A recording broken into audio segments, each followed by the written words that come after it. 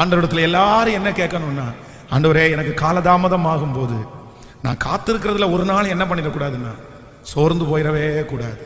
ஆமேன். நீங்கள் சோர்ந்து போகாதிருந்தால் ஏற்ற காலத்திலே அறுவடை செய்வீர்கள். விசுவாசிக்கிறீங்களா?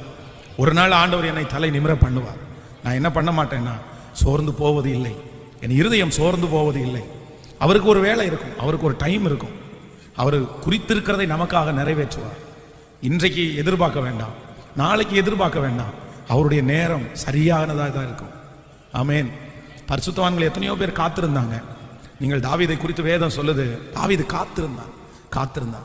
அங்கே இருக்கிற எல்லாரும் அவனை அவசரப்படுத்தினதுக்கு அப்புறம் கூட அவனாக அவசரப்படவே இல்லை. நீங்கள் அவசரப்பட வேண்டாம். அதுவும் தீய வழிகளிலே வந்து அவசரப்படவே கூடாது. நம்ம காத்திருக்கும் போது ஆண்டவரே அதற்கான காரியங்களை கர்த்தரே அழகாய் நேர்த்தியாய் கர்த்தர் செய்வார்.